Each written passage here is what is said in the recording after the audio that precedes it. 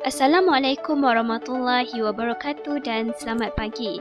Baiklah, cikgu harap kamu berada dalam keadaan sihat dan bersedia untuk mengikuti pembelajaran kita pada pagi ini. Baiklah, hari ini kita akan belajar tentang ayat majmuk. Kita akan mulakan sekarang. Okey, apa itu ayat majmuk?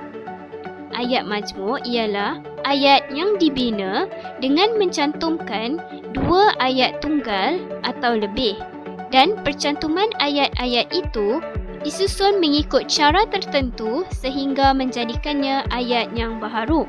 Okey, kita lihat contoh yang di sebelah. Pertama, untuk menjadikannya ayat majmuk, ayat tunggal perlulah bercampur dengan ayat tunggal dan akan menjadi ayat majmuk. Contoh yang pertama. Okey, kamu lihat di sini ayat yang pertama iaitu guru sekolah saya tekun.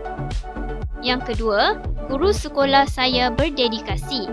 Okey, kedua-dua ini merupakan ayat tunggal. Untuk menjadikannya ayat majmuk, kamu perlu menambah kata hubung dan.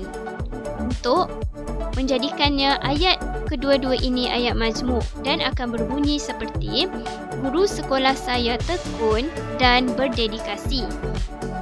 Seterusnya, ayat yang kedua, contoh dua. Yang pertama, Rafiq rajin. Dan yang kedua, adiknya malas. Okey, kalau kamu lihat di sini, kedua-dua ini merupakan ayat tunggal. Okey, untuk menjadikan ayat majmuk, cikgu dah tambah tetapi. Okey, jadi ayat ini akan berbunyi Rafiq rajin tetapi adiknya malas. Okey, kalau kamu menambah kata hubung dan seperti tadi dan juga tetapi, ia akan menjadikan ayat ini iaitu ayat majmuk, iaitu gabungan dua ayat tunggal ataupun lebih. Okey, kita pergi kepada bahagian seterusnya.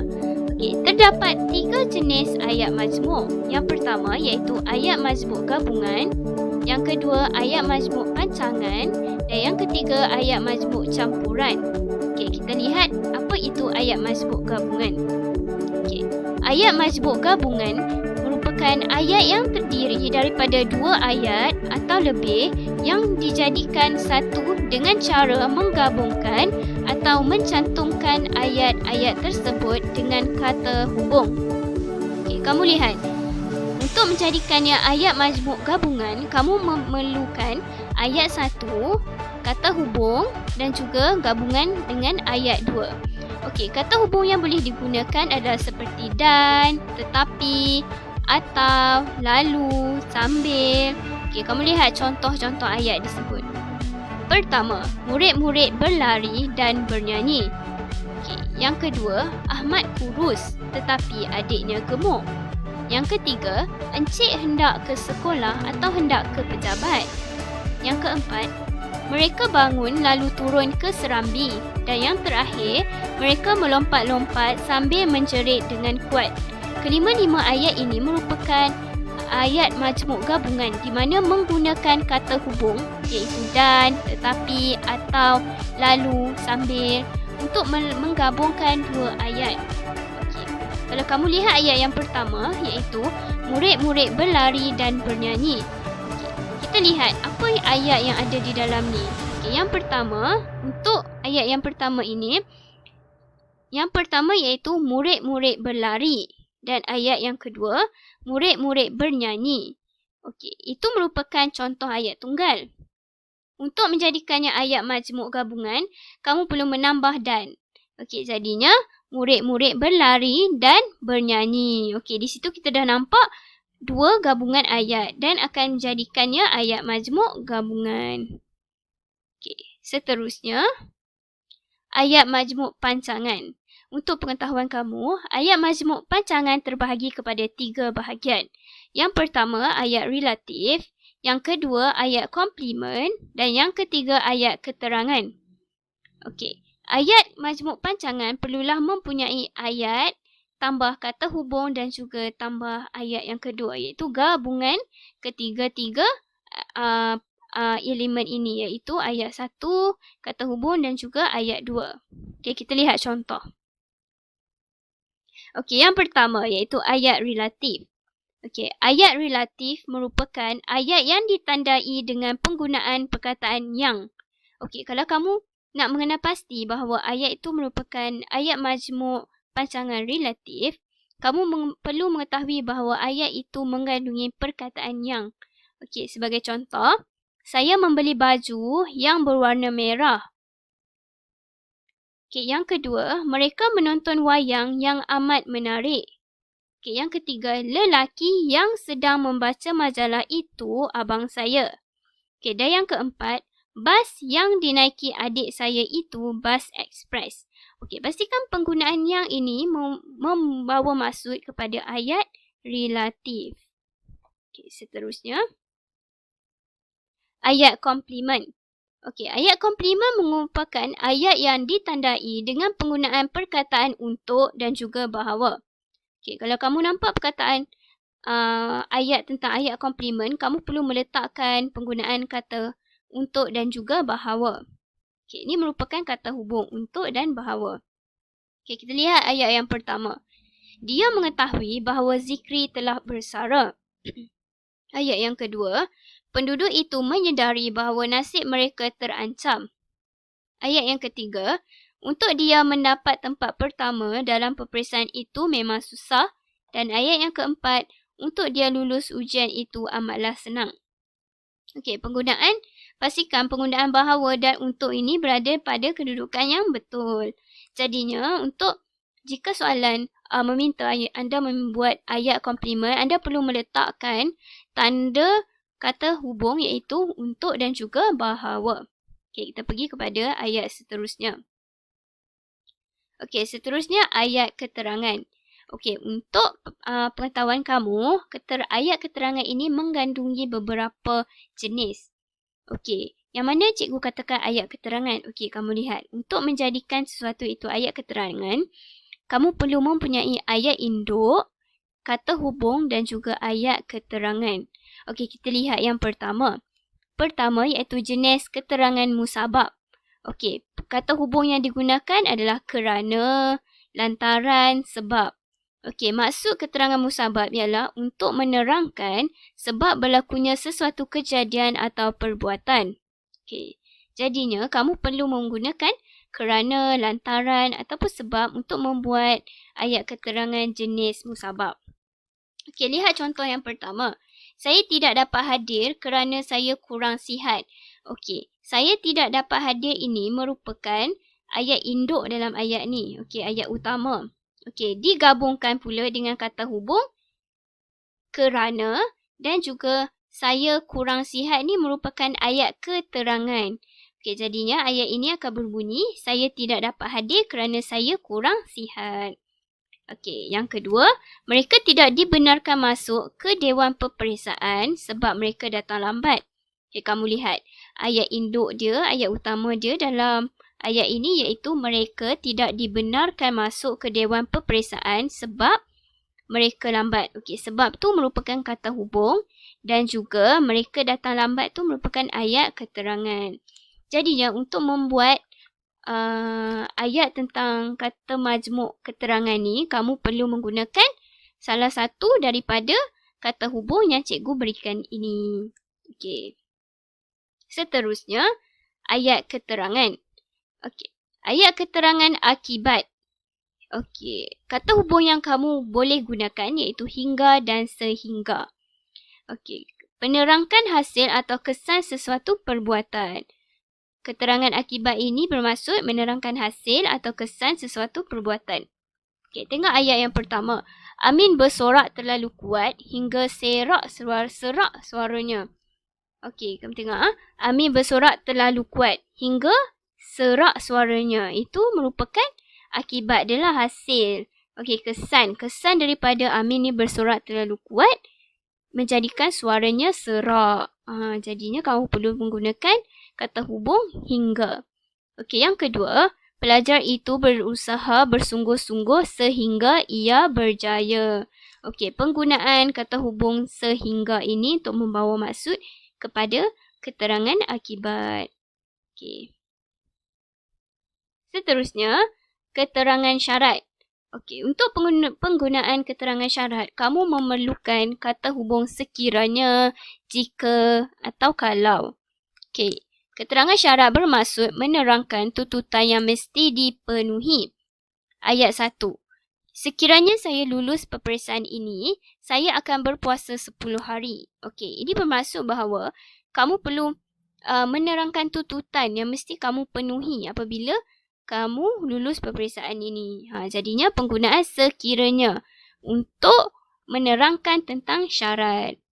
Okey, yang kedua, Amira akan ikut serta rombongan itu kalau ayah membenarkannya.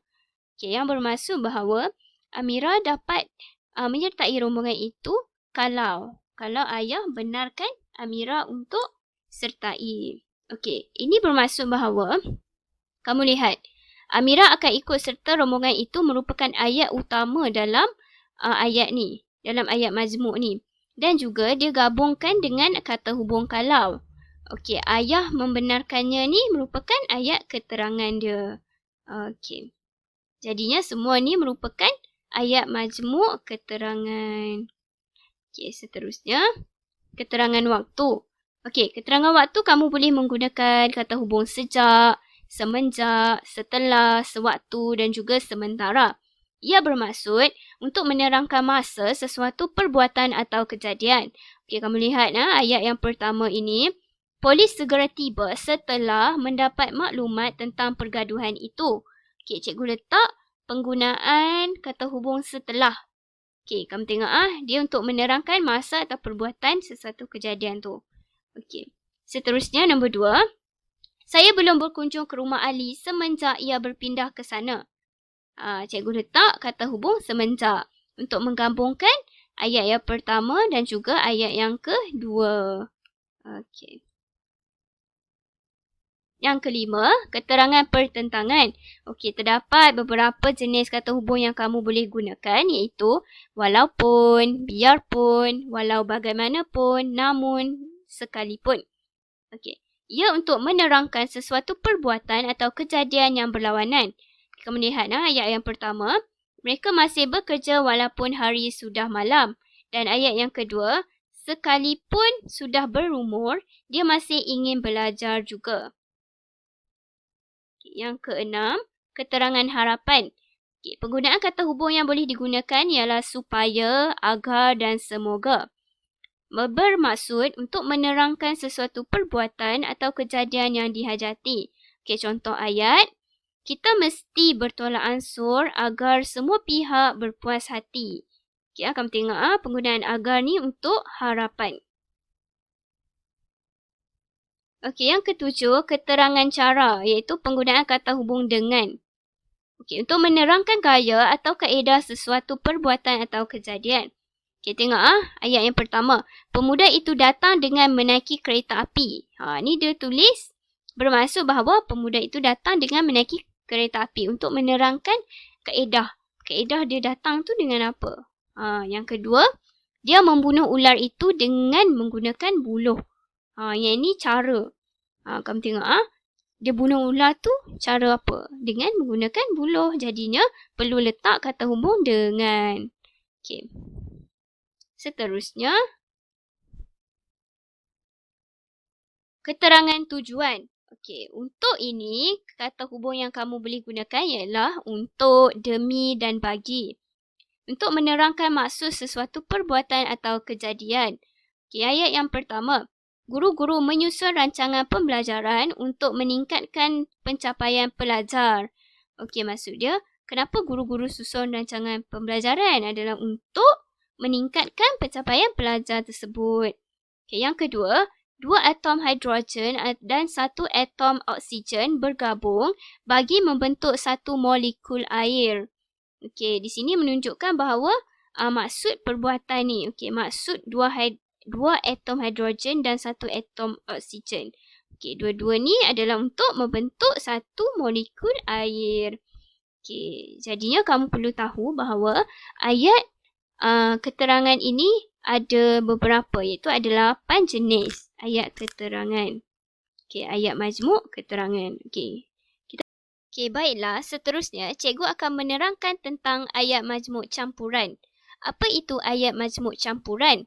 Okey, ayat yang mengandungi lebih daripada satu jenis ayat iaitu yang terdiri daripada campuran ayat majmuk. Okey, kamu lihat contoh yang pertama iaitu ayat pertama digabungkan dengan kata hubung tetapi dan juga penggunaan ayat kedua. Okey, contohnya Ahmad sedang membaca buku tetapi kawan-kawannya telah lama tidur. Okey, kalau kamu tengok ayat yang pertama ini Ahmad sedang membaca buku dan juga penggunaan kata hubung tetapi kawan-kawannya telah lama tidur merupakan ayat yang kedua. Okey, seterusnya contoh ayat 2 iaitu ayat relatif 1 iaitu ayat majmuk pancangan relatif 1 bergabung dengan kata hubung dan juga bergabung dengan ayat relatif 2. Okey, kita lihat di mana ayat relatif 1, di mana kata hubung dan juga di mana ayat relatif 2. Okey, yang pertama, pelajar seni bina yang melanjutkan pelajaran di USM mengadakan lawatan dan diiringi oleh 2 orang pensyarah yang merupakan pensyarah reka bentuk. Okey, di manakah yang cikgu katakan dia merupakan ayat majmuk campuran?